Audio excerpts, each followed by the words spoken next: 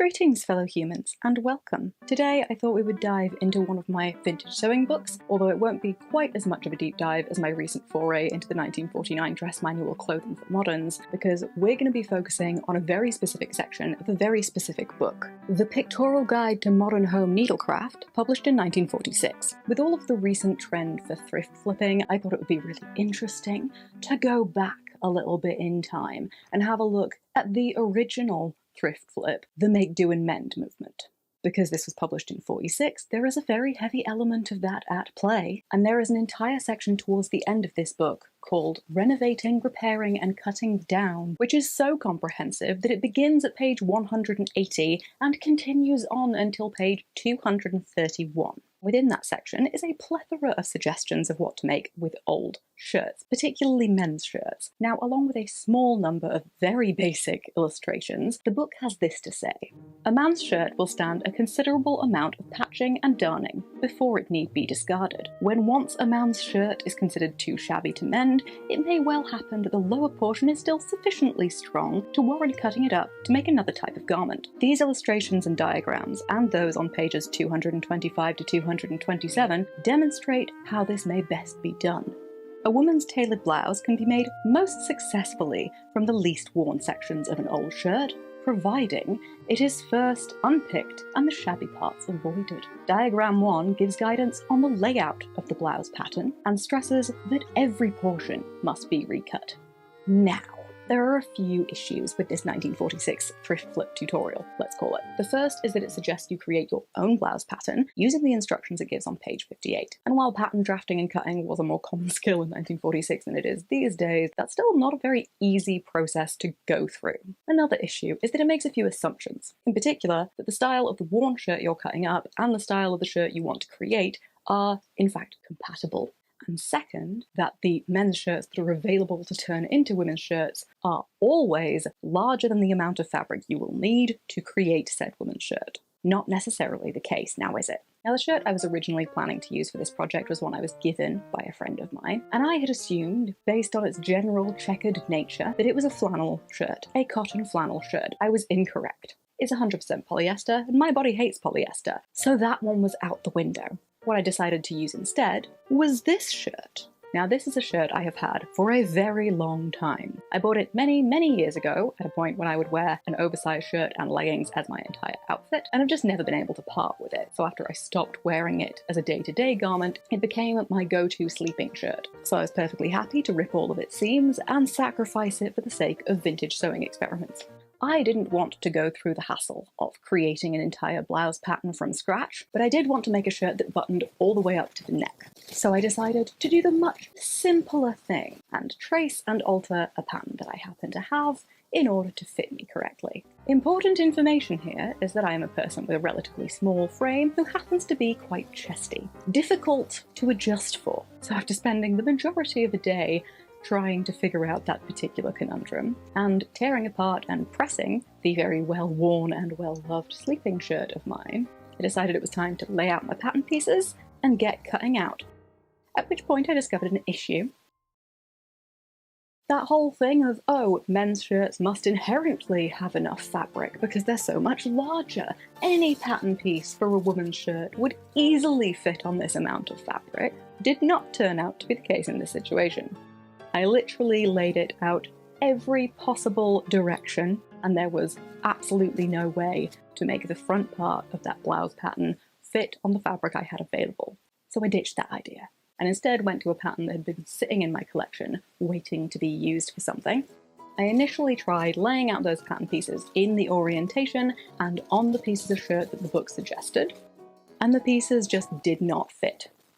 So at this point, I very much departed from the instructions in the book and did my best to forge my own path and figure out my own pattern layout for all of my pieces.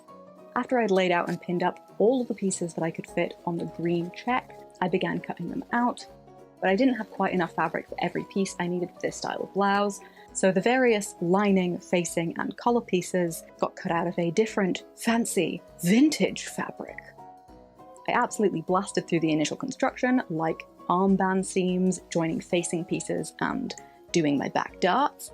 Then it was time to dart the shoulders. I was very interested when looking through this section of the book in the shape of the sleeve head in the illustrations. It isn't really a shape I've seen in patterns before, and I realised that there's little V's that were taken out of the general sleeve head shape. That's what gave 40's sleeves that adorable little pointed shoulder.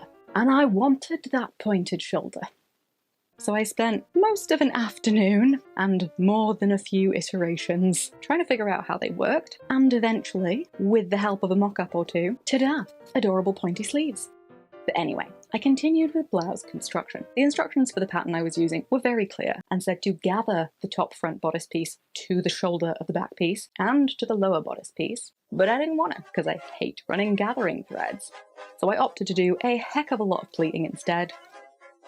But I did follow the pattern instructions for some parts, for instance, sandwiching the upper bodice piece between the lower bodice outer fabric and the lower bodice lining.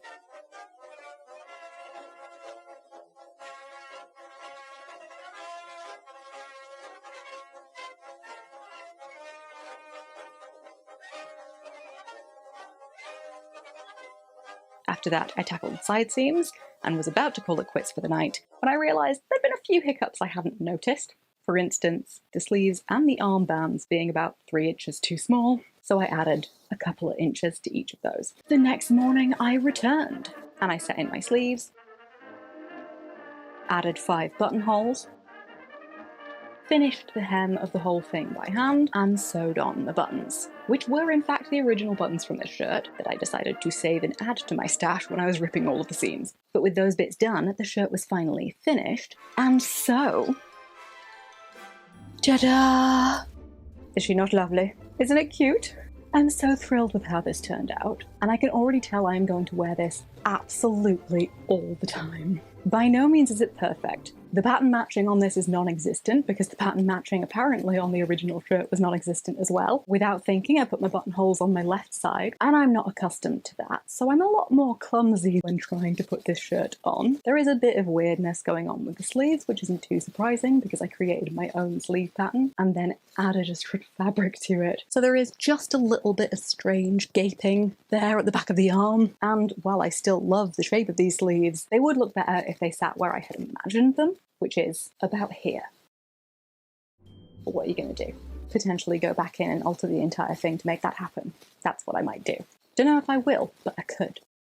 Now the question that I'm left with for the end of this project is, did I actually follow this 1946 thrift flip tutorial? Seeing as it had relatively clear, although very sparse, instructions about exactly how to lay out your pattern pieces, that it told you to cut using instructions from earlier in the book, and I did not draft my pattern from those instructions and did not use the pattern layout that the book specified, I suppose you could say I kind of took inspiration from it and went my own direction, which is pretty on brand. Pretty normal for me, I'd say. Anyway, I hope you enjoyed me following, or not following, depending on perspective, this Vintage Sewing Books thrift flip tutorial. This video is part of the CosTube Symposium, which, if you don't know, is a digital event happening across YouTube, where creators of various kinds related to costuming, cosplay, historical clothing, put out all sorts of wonderful things for your enjoyment, including videos, panel discussions, Instagram events, etc. There is a playlist where you can find all of the videos from this weekend, and I would highly encourage you, if you haven't already, to go and check out the other creators who've contributed. If you're new here and you feel like sticking around, that'd be super cool, but whether you decide to keep hanging out or not, I'll see you all next time. Quick change. Probably not very quick, let's be honest.